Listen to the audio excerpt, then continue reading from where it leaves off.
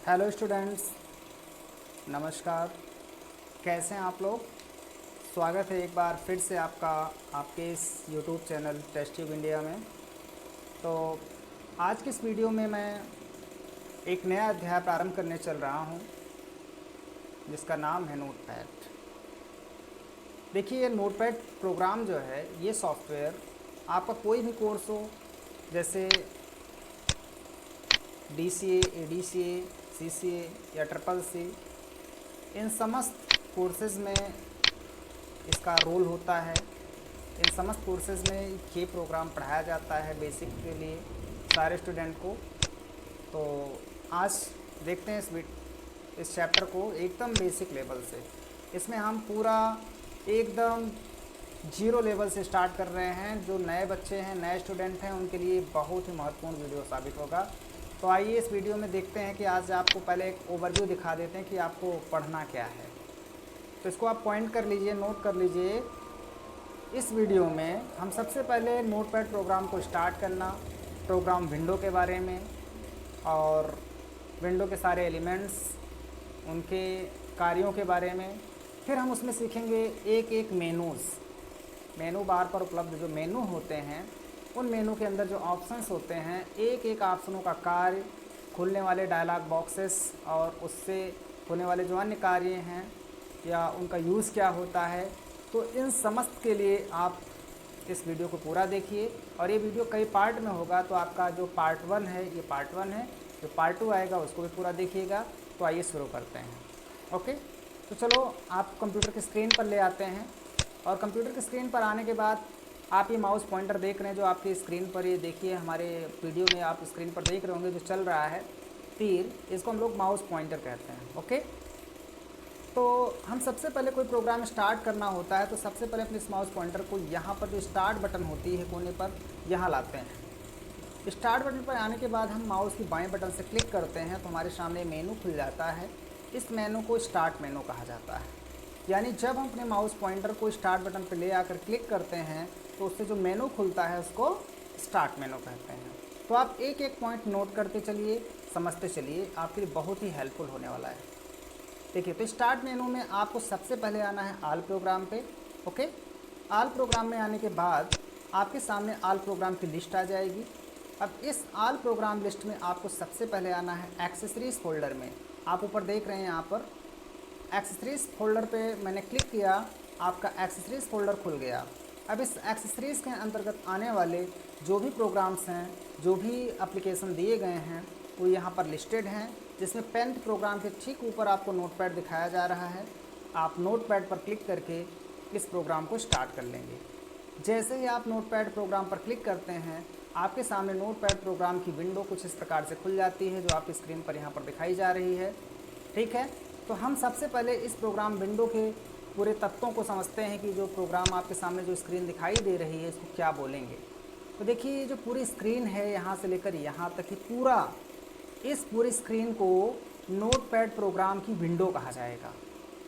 अगर आपके एक टेस्ट में, आपके एग्ज़ाम में आया कि आप नोटपैड प्रोग्राम का एक विंडो बनाइए, विंडो का फिगर बनाइए, तो आपको समझ जाना चाहिए विंडो मीन्स ये पूरी स्क्रीन जिसको मैं मूव करा रहा हूँ, ये पूरी स्क्रीन ये नोटपैड प्रोग्राम की विंडो कहलाती है। ओके, तो ये विंडो जो होती है किससे मिलकर बनी होती है, यानी इस विंडो के कुछ तत्व होते हैं, कुछ एलिमेंट्स होते हैं, उनको समझ लिया जाता है। देखिए, जो सबसे ऊपर वाली लाइन होती है ये, जिस पर लिखा है अनटाइटल्ड नोटपैड, और यहाँ पर आपको 3 बटनें दिखाई जा रही हैं दाहिनी तरफ, जिसमें आपकी ये क्लोज बटन है और ये मैक्सिमाइज बटन और ये मिनिमाइज बटन है। ये पूरी लाइन जो हल्का आपको डार्क कलर में दिख रही है, नीले कलर में, इस पूरी लाइन को टाइटल बार कहा जाता है। इसको टाइटल बार कहा जाता है। इसका कार्य क्या है? टाइटल बार पर बाईं तरफ खुली हुई फाइल और प्रोग्राम का नाम दिखाया जाता है। अभी देखिए, यहाँ पर अनटाइटल्ड और नोटपैड लिखा हुआ है। इसका मतलब नोटपैड ये तो प्रोग्राम का नाम है, और जो अनटाइटल्ड लिखा हुआ है, ये जो फाइल खुली हुई है, इसका नाम दिखाया जा रहा है। यानी इस फाइल का अभी कोई टाइटल नहीं है, इसीलिए ये अनटाइटल्ड दिखा रहा है। जब हम इस फाइल को क्रिएट करेंगे, टाइप करेंगे, बनाएंगे और फिर इसको सेव करेंगे किसी नाम से, तब वो उस नाम से दिखाया जाएगा। यानी यहाँ पर फाइल का नाम दिखेगा और यहाँ पर प्रोग्राम का नाम। तो टाइटल बार का एक काम हो गया कि खुली हुई फाइल और प्रोग्राम का नाम दिखाता है बाएं कोने में बाईं तरफ, और ये दाहिने कोने में हमको यहाँ पर ये 3 बटनें अवेलेबल कराता है। इसका नाम आप जानते ही हैं, क्लोज़ है, जिससे प्रोग्राम को क्लोज़ किया जाता है विंडो को, और ये मैक्सिमाइज़ बटन है, जिससे आपकी जो प्रोग्राम विंडो अभी आपको एक छोटे आकार में दिखाई दे रही है, तो आप मैक्सिमाइज़ बटन पर क्लिक करके इसको मैक्सिमम साइज़ यानी आप इसको फुल स्क्रीन में करके देख सकते हैं। आपकी पूरी स्क्रीन को, पूरे मॉनिटर को कवर कर लेती है। ओके, दोबारा इसी बटन का नाम चेंज होकर के रीस्टोर हो जाता है, रीस्टोर डाउन, यानी इस पर आप क्लिक करेंगे तो आपकी विंडो फिर से उसी छोटे आकार में वापस आ जाएगी। इतना आपको समझ में आया होगा। उसके बाद आप देखिए जो माइनस की तरह एक बटन दिखाई दे रही है, इस पर पॉइंटर आप रोकते हैं तो वहाँ लिखता है मिनिमाइज़, यानी ये बटन मिनिमाइज़ बटन है। और इसका कार्य क्या है मैं आपको समझाता हूँ। देखिए, जैसे मैंने इसको मैक्सिमाइज़ किया और मैं यहाँ पर कुछ टाइप कर रहा हूँ, देखिए ध्यान दीजिए, एक वहाँ पर कर्सर चल रहा हो, कोने में छोटा सा कर्सर दिखाई दे रहा है, क्योंकि फॉन्ट साइज़ भी छोटी है, मैं थोड़ा सा बड़ा कर ले रहा हूँ, फॉन्ट साइज़ बढ़ा ले रहा हूँ, जिससे आपको समझ में आए। मैं आपका इसका यूज़ बाद में बताऊँगा।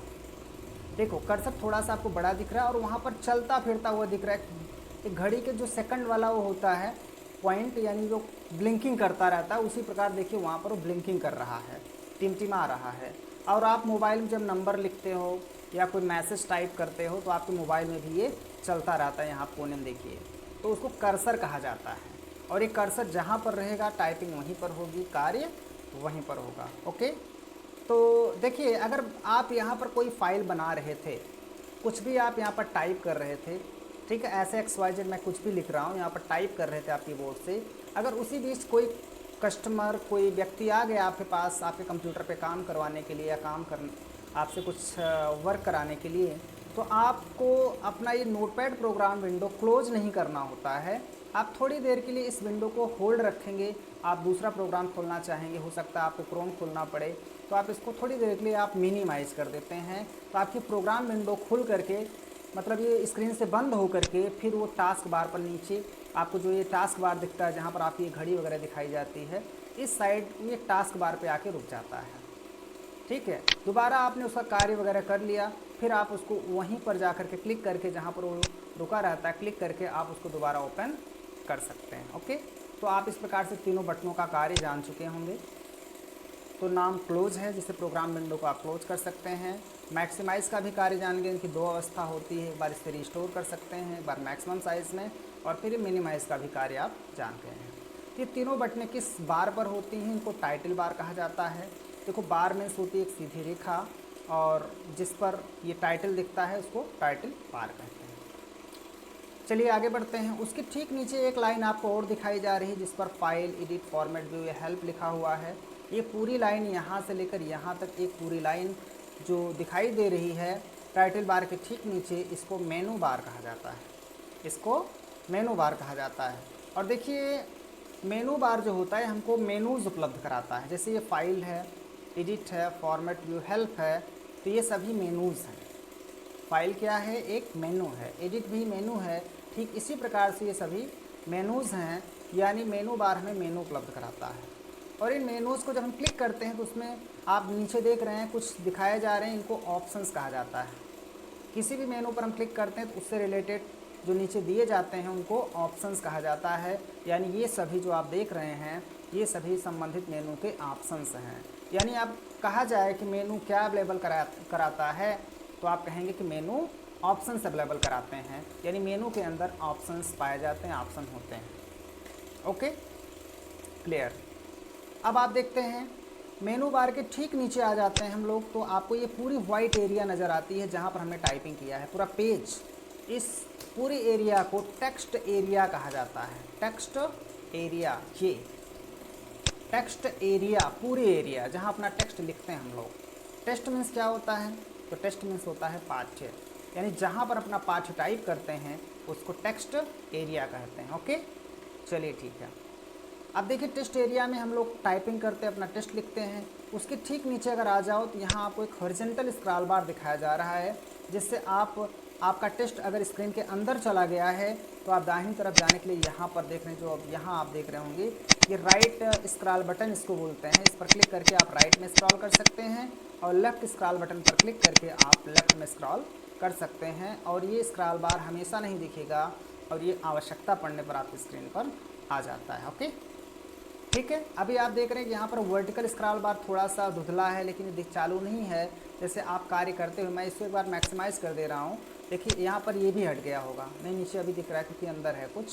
देखिए मैं आपको यहाँ पर बताना चाहूँगा कि ये जैसे आप काम करते जाएंगे, मैं XYZ ऐसे कुछ लिखते चले जा रहा हूँ, नीचे की तरफ मैं जाऊँगा, जिससे हम नीचे बढ़ते जाएंगे, नीचे से पेज आता रहेगा और ऊपर वाला जो मैंने लिखा था वो सब स्क्रीन के अंदर चला गया है। तो आपको आवश्यकता पड़ेगी ऊपर नीचे स्क्रॉल करने की, तब आप ऊपर नीचे स्क्रॉल कर सकते हैं यहाँ से। इसको कहा जाता है वर्टिकल स्क्रॉल बार, यानी ये पूरी जो लाइन होती है इसको वर्टिकल स्क्रॉल बार कहा जाता है। आप इससे स्क्रॉलिंग कर सकते हैं, इन बटनों से धीरे धीरे आप स्क्रॉल कर सकते हैं। आप स्क्रॉल बटन, देन यहाँ पर है डाउन स्क्रॉल बटन। तो ये स्क्रॉल बार है और ये भी स्क्रॉल बार है। अंतर ये है कि इसको हॉरिजॉन्टल स्क्रॉल बार यानी क्षैतिज स्क्रॉल बार और इसको ऊर्ध्वाधर स्क्रॉल बार यानी वर्टिकल स्क्रॉल बार कहा जाता है। तो इस प्रकार से आप समझ गए होंगे कि पूरी कंप्लीट विंडो, जिनके समस्त तत्वों को मैंने बता दिया, किसका क्या कार्य है, किसका क्या नाम है। अब हम लोग इसमें आगे बढ़ते हैं और आपको बताते हैं कि जैसे हमें इस एक नोटपैड में एक फ़ाइल बनानी है और उस फाइल को हम कैसे टाइप करते हैं और कैसे उसको हम अपने कंप्यूटर में सेव करके यानी स्टोर करके रखते हैं। तो जो मैंने यहाँ कुछ भी टाइप कर दिया है ऐसे XYZ आपको समझाने के लिए, मैं इसको इकट्ठा एक बार में स्क्रीन पर से डिलीट कर देना चाहता हूँ। इसके लिए हम एडिट मेनू में जा करके करते हैं select all and then edit में ही जाकर करते हैं डिलीट। अभी हम एडिट मेनू को पूरा कंप्लीट पढ़ाएंगे, आप श्योर रहिए। अभी तो मैं आपको शुरू कराने वाला हूँ। देखिए एट फर्स्ट मुझे नोटपैड पे एक टेक्स्ट फाइल तैयार करनी है, ठीक है। तो मैं कैसे फाइल को बनाऊँगा, देखिए जैसे आपने अपने कंप्यूटर पे, अपने लैपटॉप पे ओपन कर लिया है नोटपैड प्रोग्राम, आपको एक फ़ाइल टाइप करनी है, कोई भी टेक्स्ट फाइल जिसका मैटर आपके सामने से, मान लो कोई बुक से आप टाइप कर रहे हैं या कोई लेटर टाइप कर रहे हैं, कुछ भी टाइप कर रहे हैं, तो आपको टाइप कैसे करना है, आप अपने कीबोर्ड पर आ जाइए। कीबोर्ड में देखिए जैसे आपको यहाँ आगे बढ़ कर के यहाँ आपको चैप्टर या अध्याय या हेडिंग का नाम लिखना है, तो कर्सर को थोड़ा आगे ले आना पड़ेगा। इसलिए कीबोर्ड में स्पेस बटन होती है, जो सबसे बड़ी वाली बटन होती है, आप देखेंगे उसको आप प्रेस करिए। स्पेस को दबाते हुए आप इस कर्सर को आगे की तरफ ला सकते हो और इसको और आगे लाने के मतलब वही कार्य अगर आप बिना स्पेस के करना चाहते हैं तो आप कीबोर्ड में टैब बटन का भी प्रयोग कर सकते हैं। कैप्स लॉक के ऊपर आप टैब देख रहे होंगे, बाईं तरफ लिखा हुआ, उस पर आप दबाइए। आप 2, 3, 4 बार में आप यहाँ पर डायरेक्ट पहुँच सकते हैं, यानी ये इस प्रकार से जंप करता हुआ आगे बढ़ता है। जैसे मैं यहाँ से लिखना चाहता हूँ तो मैंने अपना कर्सर यहाँ सेट कर लिया। अब मुझे लिखना है, जैसे मैंने हेडिंग एक लिखा चैप्टर 1 और मैंने वहाँ पर टाइप किया नोटपैड। मान लो मुझे नोटपैड चैप्टर पर एक फ़ाइल तैयार करनी थी, मैंने वहाँ पर लिखा, ठीक है। लेकिन आप सोच रहे होंगे आप इसको टाइप कैसे कर रहे हैं, कैसे लिख रहे हैं, तो इसको मैं थोड़ा सा आपको समझाना चाहूँगा। जैसे आप फर्स्ट हैं, आपको टाइपिंग भी नहीं आती, आपका पहला दिन है, तो मैं आपको एकदम जीरो लेवल से बता रहा हूँ। देखो कीबोर्ड पर शिफ्ट बटन होती है, अगर आप कैपिटल लिखना चाहते हैं तो मैं आपको यहाँ समझा देना चाहता हूँ, क्योंकि कुछ बच्चे डायरेक्ट लिखेंगे CHAP तो स्मॉल लेटर में शुरू हो जाएगा। अगर गलत हो गया, काटना हुआ, तो आपके कीबोर्ड में देखो बैक स्पेस बटन होती है, जिस पर आपका बाईं तरफ एक एरो बनी होगी, उसको आप दबाइए, आप एक एक अक्षर कट कर सकते हो। तो कैपिटल लिखने के लिए कीबोर्ड में शिफ्ट बटन को आप दबाइए, दावे रखिए, उसको होल्ड रखिए, फिर C प्रेस करिए और अब दोबारा शिफ्ट को छोड़ दीजिए। नहीं छोड़ेंगे तो टोटल कैपिटल लिखिएगा, ये तो आपको पता है। चलिए अब लिखिए CHAPTER चैप्टर, एक स्पेस, केवल एक स्पेस दिया करिए। कुछ बच्चे 2-3 स्पेस दे देते हैं, वो गलत है। चैप्टर, उसके बाद आप अगर आप बीच में डैश करना चाहते हैं तो ऊपर की लाइन में देख लो, जिसमें 1 2 3 4 5 लिखा हुआ है, उसमें आपको लास्ट में 0 के आगे माइनस मिल जाएगा। इसको आप यूज करो, फिर स्पेस करो, फिर 1 लिखो, फिर आप स्पेस करो। इसी प्रकार आप लिखो वहाँ पर शिफ्ट के साथ NOTEPAD नोटपैड। ओके। अगर आप नीचे से लिखना चाहते हैं पैराग्राफ चेंज, यानी अब अगली लाइन शुरू करना चाहते हैं, तो आप कीबोर्ड में प्रेस करिए इंटर बटन। इंटर प्रेस करते ही आप आ जाएंगे अगले लाइन यानी अगले पैराग्राफ में। यहाँ से आप लिख सकते हैं, जैसे मैंने यहाँ पर लिखा व्हाट इज़ नोटपैड। मैंने पहली हेडिंग बनाया व्हाट इज़ नोट पैड। तो शिफ्ट के साथ W, उसके बाद शिफ्ट छोड़ देंगे, HAT व्हाट स्पेस फिर इज़। नोट पैड में N कैपिटल लिखने के लिए शिफ्ट के साथ फिर OTEPAD note pad. Question mark लगाने के लिए देखो यहाँ थोड़ी सी कन्फ्यूज़न होगी आप लोगों को। देखो क्वेश्चन मार्क आपका नीचे वाली लाइन में जिसमें MN ये सब अक्षर हैं, टेक्स्ट हैं, उसी लाइन में आप देखो तो क्वेश्चन मार्क बना हुआ है। कुछ बच्चे इसको डायरेक्ट प्रेस करते हैं तो ये ऑब्लिक लग जाता है, तो उसको आप काट दीजिए। आप उसी की को प्रेस करिए शिफ्ट के साथ, ये देखिए क्वेश्चन मार्क लग गया। अब आप नीचे से लिखना चाहते हैं तो इंटर प्रेस करिए और यहाँ से आप लिखिए। जैसे आपने लिखा notepad is a text editor program, okay, by using it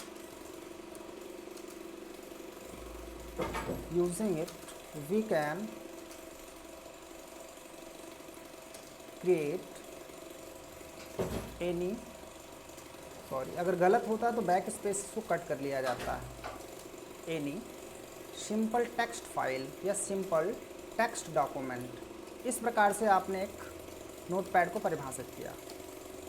यही कार्य आप या यही टेस्ट आप दूसरा बुक से लिख रहे हो तो आप बुक से लिख सकते हो, या डायरेक्ट अगर अपने मन से लिख रहे हो तो अपने मन से भी टाइप कर सकते हो। तो इस प्रकार से अगर आप लिखते जा रहे हो तो ये आपका फाइल बनता चला जाएगा। जब आपको नीचे से लिखना यानी पैराग्राफ चेंज करना हो तो आप उसको इंटर प्रेस करके पैराग्राफ चेंज कर सकते हो। तो इस प्रकार से मैं पूरा लिखूँगा नहीं, आज इतना ही टाइप करते हैं। अगर इसको मुझे कंप्यूटर में सेव कर देना है तो सेव करने के लिए आपको आ जाना है फाइल मेनू में।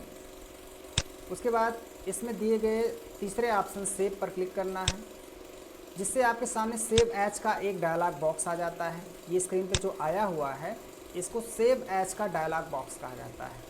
इस डायलॉग बॉक्स में आप यहाँ देख रहे हैं नीचे लिखा हुआ फाइल नेम, जहाँ पर .txt ऑलरेडी टाइप है, उसको आप चाहें तो कट करें, या वो सिलेक्टेड है तो आप कुछ भी लिखेंगे तो अपने आप कट जाएगा, तो आप उसको काट ही लें ऐसे बैक स्पेस से, और अपने फाइल का कोई भी एक नाम टाइप कर दें। जैसे आपने अपने फाइल का नाम दिया नोटपैड, आपने लिखा फाइल का नाम नोटपैड और 1 मैंने टाइप कर दिया, नोटपैड 1, ठीक है। आप कुछ भी नाम अपना नाम भी दे सकते हो वहाँ पर अपने फाइल का।